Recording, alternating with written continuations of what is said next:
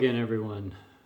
This is Jim with another update on my Beating Obesity channel. Glad you tuned in this week. Just wanted to update. Last week I solicited for ideas for channel content, and I just want to thank everyone for giving me some great suggestions. That was quite a learning experience for me, just going through that exercise, because it kind of lifted a weight off my shoulders in terms of channel content. Number one, reviewing the content, there's a consensus, a clear consensus that people want to know what I'm eating and how I'm preparing it, and what I eat in a day, and anything to do with food or what I'm eating. And it doesn't surprise me too much that that's something that I'm interested in also when I watch other channels.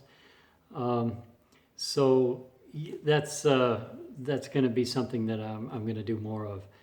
And I had done it in the past, and I thought, well, I don't want to be repetitive.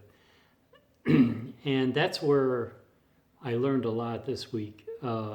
In fact, there was a great comment that Mike from Keto Mad gave to me, and he said, he just mentioned that, what I like about, what I was saying that I liked about Sarah Pearls of Wisdom, what I like about her channel is that it is kind of repetitive.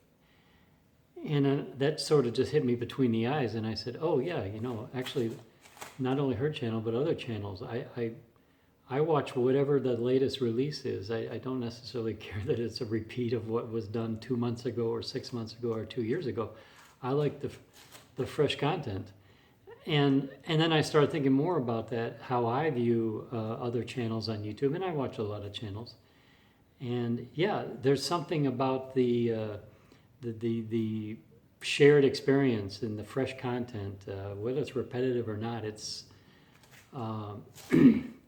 so it's interesting. So even though I did a what I eat in a day, I don't know, I maybe did it 3 months ago. Who cares about that? The question is, what am I eating today?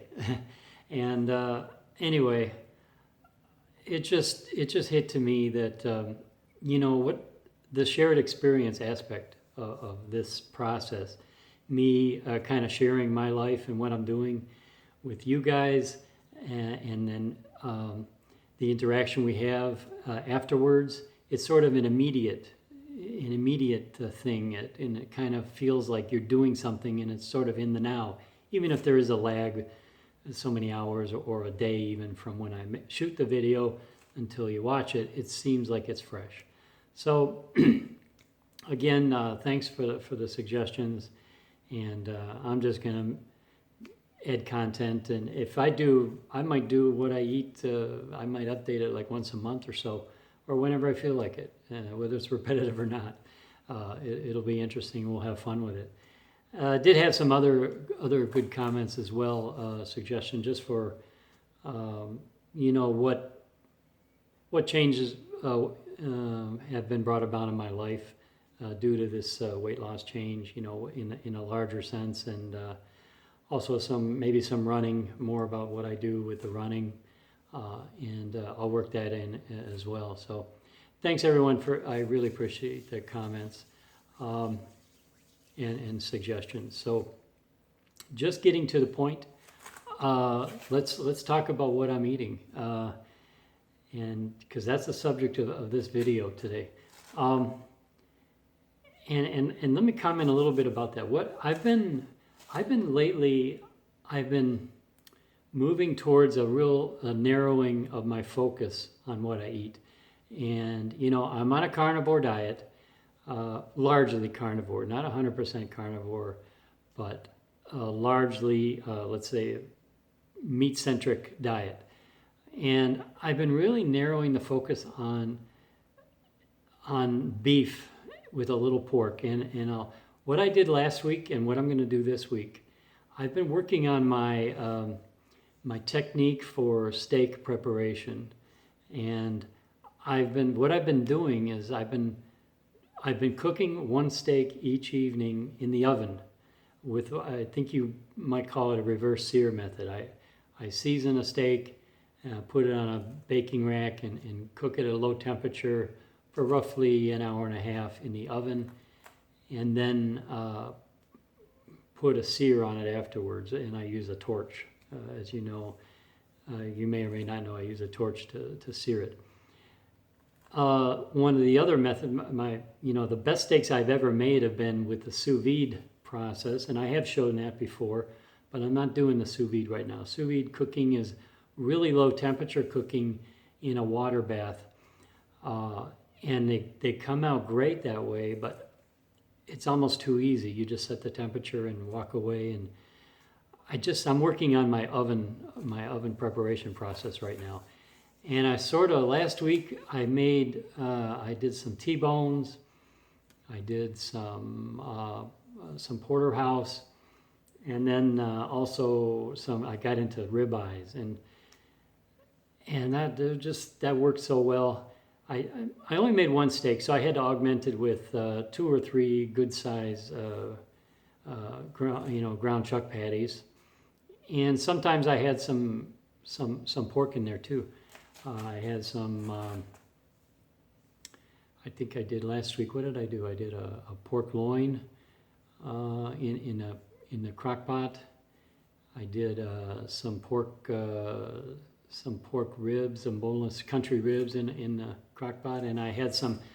I bought a package of bacon end pieces that I cut up, and I made them in my latest kitchen gadget, an air fryer. I've been working on that technique a little bit, and I'm going to show you a little bit about that later. But I'm kind of de-emphasizing pork this week, and it's going to be another steak week. And I'm really working on the ribeyes this week. I'm on a ribeye roll right now. I've had it like the last 2 nights in a row, and I bought ribeyes yesterday, and I can roll through for a good week on ribeye. And hamburger patties, and I might throw in a little bacon somewhere along the way too. So I'm trying to narrow the focus, like I said, just on the steak, mainly beef, a little bit of pork, and not too many other excursions outside of that. And when I say excursions outside of that, I'm talking, it's really limited. And I mentioned it before, I have pork rinds, pork skins. I have a handful or 2 of those pretty much with every meal. And either I'll augment them with some butter. I'll have Kerrygold butter on them, or sometimes I'll mash up an avocado, and I'll eat the pork skins with some avocado, which is kind of nice. And then my dessert, again, I've been maintaining 2 squares of dark chocolate, and this is like 92% dark chocolate, and I'm keeping to the 2 squares, and that just really works for me, and I'm maintaining that. It fills a need to have like it's just very satisfying. I feel like I'm having this spectacular dessert. And I milk it, the 2 squares, I divide them into fourths, and I kind of put them in my mouth and let them melt. So it takes me like 15 minutes to eat those 2 squares. But I'll give some more details on all that, but that's just an overview. I think next I'm going to show you, I did a grocery haul yesterday. I'm going to play that video, and then I'm going to put up some pictures of my the meal I made yesterday, and kind of talk through that a little bit and flesh it out a little bit more. But yeah, that should give you a good update of what I'm doing right now on food, and I'm really enjoying it, by the way, my food and my meals. I look forward to it each day.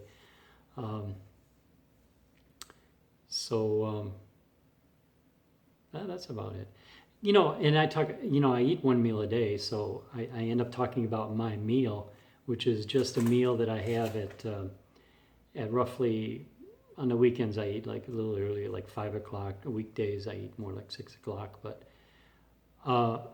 my breakfast is a coffee with heavy cream every day. And my lunch, I'll have another coffee with heavy cream is my lunch. So that's all I have throughout the day. I'll sip on some water too, some mineral water, but it's my meal. It's just one meal and then the coffees and mineral water. So that's it. As Sarah would say, that's how I roll, and it works for me. So okay, next is a grocery haul. Okay, this is my grocery haul for this week.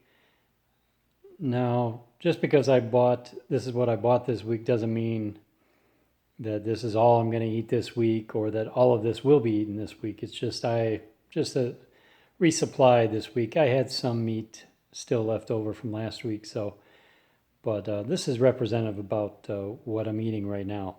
So I'll just review it. Basically, right now, I'm eating steaks and beef. Steaks and beef patties.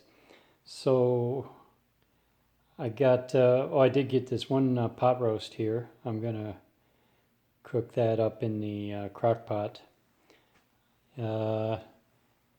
Picked up, there's 3 ribeyes that are on sale. These were $3.99 a pound. They weren't the best looking, but anyway, that was a good price. So I got one package of those ribeyes, and then a couple other ribeyes. These were choice. They looked a little better. They're $10 a pound, but yeah, I spread it around a little bit. Then I got a whole stack of hamburger patties. I get them already formed as patties just because I'm lazy. And a couple packs of bacon, because I'll throw those into the mix there for some variety on a couple of days. Then I bought 2 pretty nice looking porterhouse steaks, again for variety. I'm kind of on like I said, a steak and hamburger patty kick right now. And then of course I had to restock with some pork skins. I picked up a few avocados, and I always just pick up a package of Kerrygold butter just out of habit. It's not like I'm anywhere near running out of it, but it's just, like I said, habit. I would never want to run out. So that's pretty much this week's grocery haul. Okay, so I'm going to take you through some pictures for last night's dinner.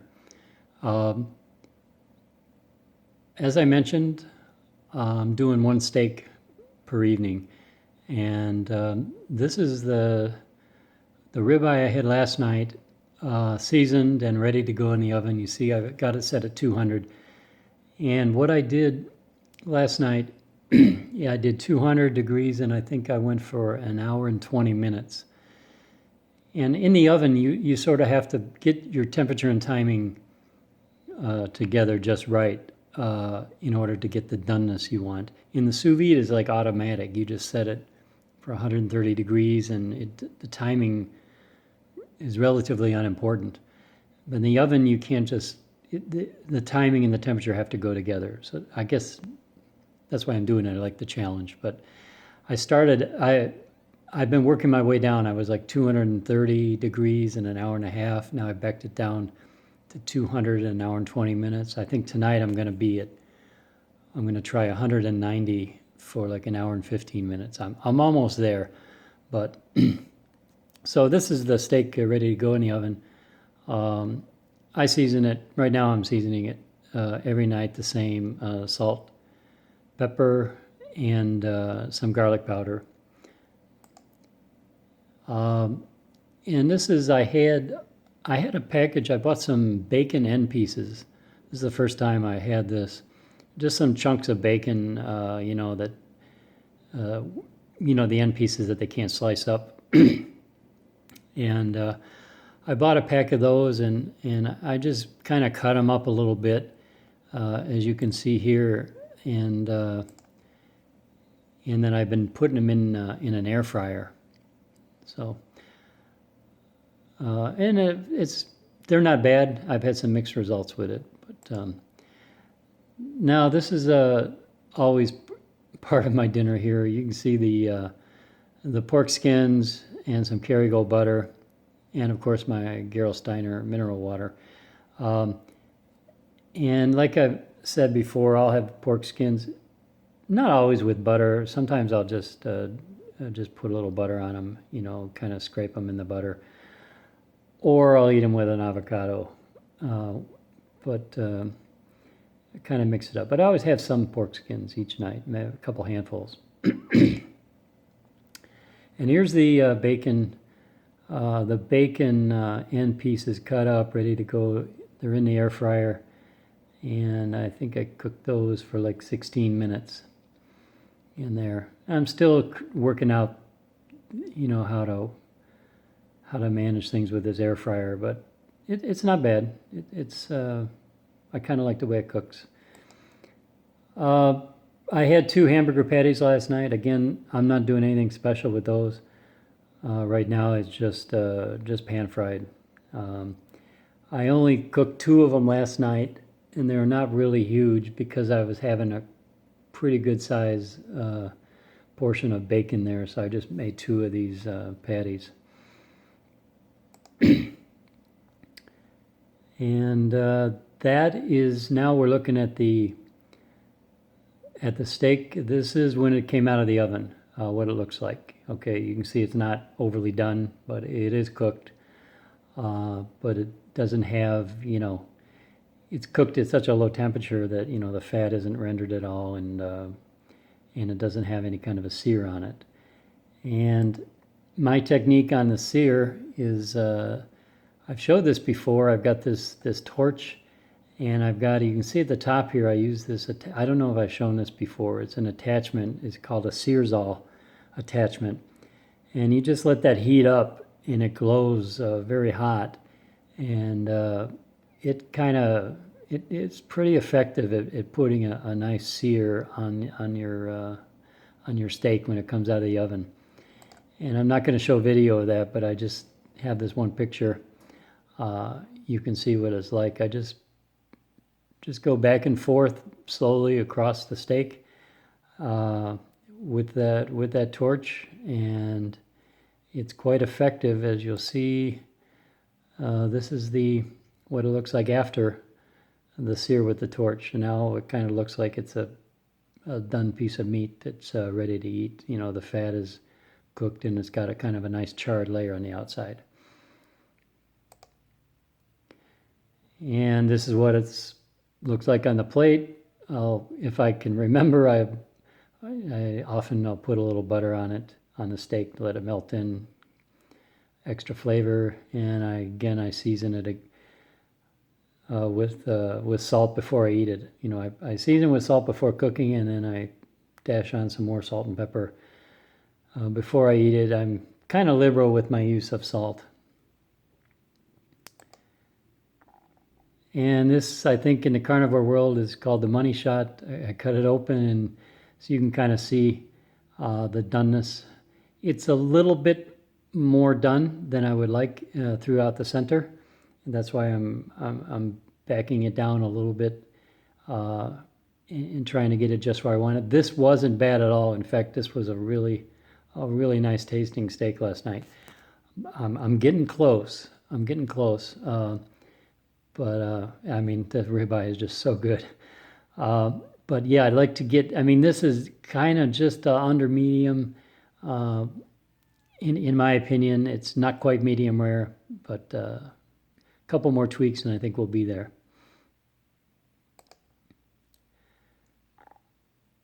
Now, this is the final look at the bacon and the 2 burgers. You see the bacon, I mean, it comes out, these end pieces, I mean, it comes out pretty nice. I mean, some of those pieces are just really crunchy and delicious. Others are a little too hard. The fat is normally very good, very soft, and very easy to chew. It's hard to get them all a consistent finish with them. And some of the pieces are just like, too hard to even eat. And then others are very nice. So I don't know. I'm still working on my technique with this bacon end pieces on the air fryer. But and then you can see the two burgers there. I finish them pretty good in the pan. You can see they're well done. I like my burgers, let's say medium well. And you can see that I put a little bit, I usually put a little bit of sriracha. You can see the sriracha sauce on the outside. I just dab that a little bit to give it, as Emerald would say, kick it up a notch. And next, these are, people ask what supplements I take. Well, these are my supplements right here. I use Himalayan pink salt and also Redmond sea salt. These have all kinds of mineral. Pretty much every kind of mineral you can imagine is in there. And I get minerals from my mineral water also. So that's where I get my supplements, in my mineral water, and I use these two types of salt. I'm sort of not really.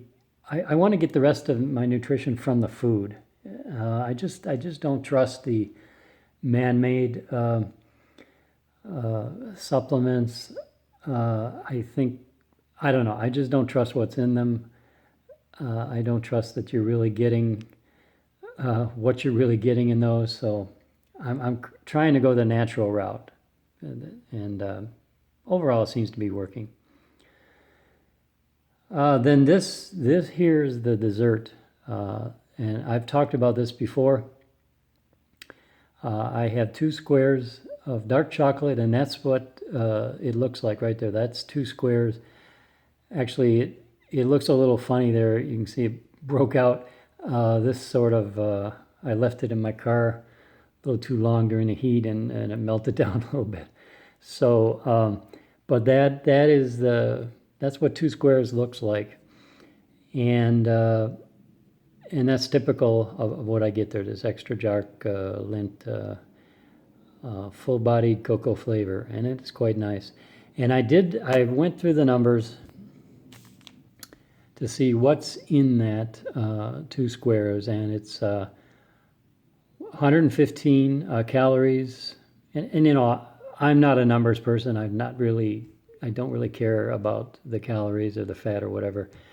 But I just went through the numbers just so I can share with you. It's 115 calories. There's 9 grams of fat. The total carbs in those 2 slices are 7.5 grams. And of that, it contains 3 grams of dietary fiber. So if you're the kind of person that subtracts the fiber, the net carbs is only 4.5. But I tend to just look at the total carbs, 7.5. Okay, it's not a huge number. There's 2.5 grams of sugar. So again, not very much. And 2.5 grams of protein. So, I look at it like this is 7.5 grams total carb and 100 calories, but it just, like I always say, it fills a void, and it feels like I'm having something special, like this is by far the sweetest thing in my diet. But it just, I like it, and it sort of caps off the dinner. It makes me feel good and satisfies something in me. So I'm doing it, and I've had no negative effects on it so far. It hasn't led to any kinds of cravings. I don't crave, let's say, to eat that entire package. That those 2 squares, that's just 1/5 of that package. There's 10 squares in that package. And I've never once been tempted to, go in and have another, another two or eat the whole thing. So it hasn't led me astray, let's say. It just kind of puts a nice finish on the meal. So that's what I'm doing. Yeah, so that was my fantastic meal from last night. I wanted to also add that I ran the math on an avocado to see what I'm getting when I eat one of those. And it's got 227 calories, 27 grams of fat, 690 milligrams of potassium, so that's nice. Total carbs on the avocado, the size I eat, are 12 grams and 9 grams of fiber. So again, if you do the net carbs thing, there's only 3, but total is 12. A trace amount of sugar and some protein. There is fiber. An avocado is the most fibrous thing in my diet, and I have it. I'm going to say like 4 nights a week. I'll have an avocado, and it is noticeable, the fiber content. In terms of it is like I've eaten some fiber, and so it does add a little bit of bulk. And when I do have, if I add my avocado and the chocolate, my carb content, it approaches 20 grams per day. So that's 20 is where I max out on carbohydrates, and that's total carbohydrates. Other day, if I don't have an avocado, much closer. I'm like the chocolate was 7 grams. So, I'm not a zero carb, and I don't claim to be, but it's pretty low carb. Okay, it's I don't know, call it what it is. I don't know what kind of diet scheme. I call it a meat-centric or meat-o-matic because I eat once a day. I eat mainly meat. It's not zero carb. There's a little carb in there, but very little, and it's just feels kind of optimal for me. So that's why I go with it. Again, I don't run the numbers. I don't know how much I'm eating. I don't know my total calories. I don't know my macros. People ask me, am I hitting my macros? I couldn't tell you. I mean, I'm hitting satiety, fullness, and pleasure. I'm eating instinctively, and that's my goal, to eat instinctively. I don't want to be burdened by having to do too many calculations about what I'm eating. I want to learn what's the right amount just by visually looking at it, the type of food to eat and how much I can eat. I want to just look at it and know what I can have. So that's what I do. And instinctively, there is some self-regulation there, especially with the fat. Fat is something that I notice a big variation in. There's days I feel like eating all of the fat, and all of the fat, let's say, in the particular piece of meat that I'm eating tastes really good, and I just eat every single shred of it. But there's other days, and it can be the same. It can be a ribeye, let's say, and sometimes the ribeyes, the fat is just really wonderful, and I eat it all. But it could be another day, another ribeye, the fat doesn't seem as good. It's not as tasty, or it's got a different consistency, and I just don't want it. I don't know. Fat is something that seems to regulate itself. I don't know in terms of my desire to have fat. And I just go with the flow. Whatever my body's telling me. If I'm hungry for fat, I just eat it. I eat all the fat. Once I've had enough fat, then I just eat the meat, until I feel pretty full. Protein, I'm sure I'm way over the guidelines for protein, but I make my own guidelines. I don't really care about that. I don't think it's harmful. But fat is interesting. From the different species, the fat, if you're having pork or lamb or beef and even different cuts of meat. I mean, sometimes the fat is great. Other times it's like, oh, I don't care for that fat. It just sort of is just, I play by ear anyway. I just thought I'd mention that. When my body needs fat, then I just eat it. When it's tasting good, and I just eat it all. But that's pretty much it. What I wanted to say about that meal, it was a good meal, and in fact, well, they're all good. I don't know if that looked good to everyone out there, but it certainly is good to me. Typically, I don't have that much bacon. I mean, I was trying to finish off that package of bacon, and there was, I don't know how much was in it. It was probably, those end pieces, it was probably over a pound. I didn't eat them all, but normally I would probably have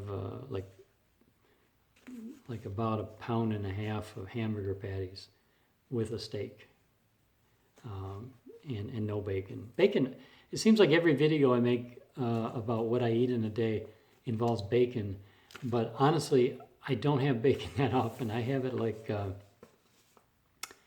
once a week maximum, sometimes once every 2 weeks, you know. But it seems like on bacon day, that's when I make a video. But I try not to make it the centerpiece of my diet, things like bacon. I'm really trying to be beef-centric in my diet, so I think you get the picture. So yeah, I'm gonna wrap up this video because again, this is Sunday. It's the weekend, and it seems like it's a nice, bright, sunny day. So it's time for me to get outdoors again and get some sun and get some other things done. So I'm gonna wrap up this video. I want to thank everyone again for participating last week with the suggestions, and we'll go on from there and try to live this shared experience and keep answering questions and grow the community, and just have fun with it wherever it goes, wherever it takes us. I hope your journeys are going well. If you got any questions, if I glossed over something too quickly today, let me know. I'll be happy to answer it. And I'll see you again next time with the next update. All right? Thanks, everyone, and have a good day. Bye now.